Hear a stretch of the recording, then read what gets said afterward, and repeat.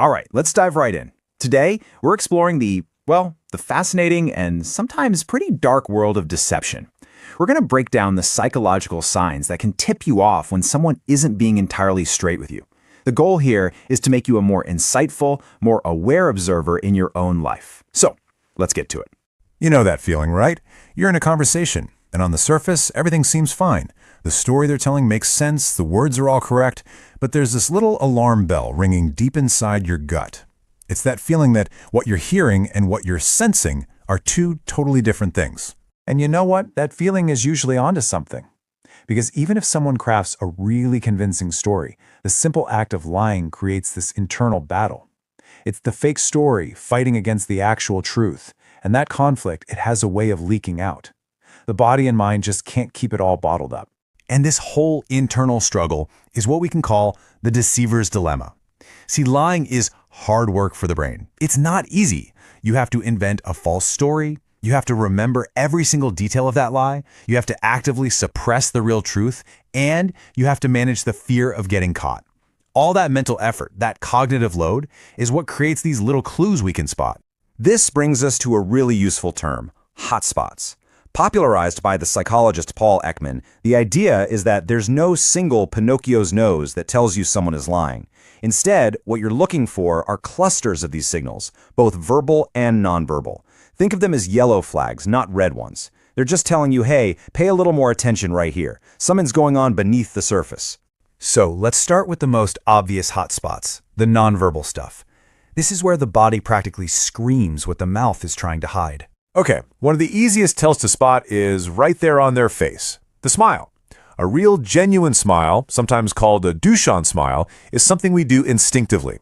It uses the muscles around your mouth and your eyes. It's what creates those little crow's feet. But a fake smile, that's just the mouth doing all the work.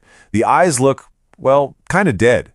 They're disconnected because the real emotion isn't there to power them. But the leaks go way beyond just a smile. You know, everyone thinks liars avoid eye contact, but sometimes it's the opposite. They'll overcompensate with this weirdly intense, unbroken stare.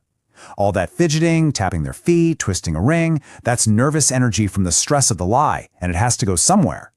And when you see someone touch their face, especially their mouth, that's a subconscious instinct to literally block the lie from coming out.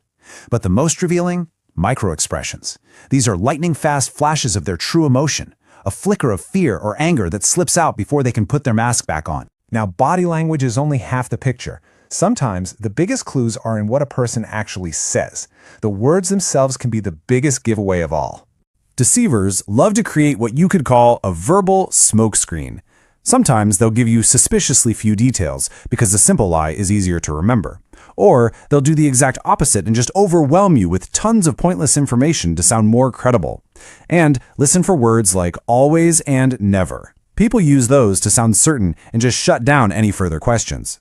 And of course, if they start arguing or trying to change the subject when you ask a simple question, that's a classic deflection tactic. Now this is a really fascinating psychological quirk. Instead of saying, "I didn't take the money," a deceptive person might say, "That money wasn't taken." See what they did there? They took I out of the equation. It's a way to create a little mental distance between themselves and the lie. It's a subtle but really powerful tell. So, we've looked at deception in a single moment. But what happens when it's not just one lie? What if deception is someone's entire way of operating? Well, that's when we cross over into the territory of manipulation.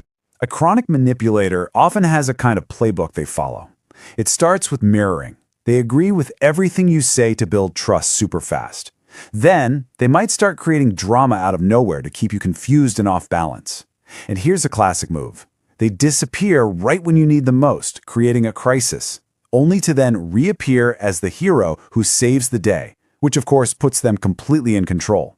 This isn't random, it's a calculated game. And that brings us to maybe the biggest, darkest red flag of them all, a total lack of accountability. If you look at someone's past and all you see is a long line of people they blame for their problems, exes, old bosses, friends, that is a massive warning sign. In their world, nothing is ever their fault. Okay, I know we've covered a ton of ground here. So how do we actually put all this together into something you can use? What's the practical toolkit? If you take only one thing away today, please let it be this. A single sign means almost nothing. Seriously, someone might fidget because they just have anxiety. They might avoid eye contact because they're shy. If you jump to conclusions based on one little thing, you are going to be wrong a lot. So here's the core method. First, look for those clusters of hotspots, a few verbal and nonverbal things happening around the same time. Second, and this is so important, compare what you're seeing to their normal behavior. Is this weird for them? And finally, listen to that gut feeling we talked about at the beginning. Trust it, but don't let it be the final judge. Use it as a signal to just watch a little more closely before deciding anything. At the end of the day, understanding these things isn't about becoming a cynic who doesn't trust anyone. It's about clarity. It's about being able to see situations and people for what they really are, so you can protect yourself and build more honest relationships. This knowledge really is like a light in the shadows. The only question is, who will you see more clearly now?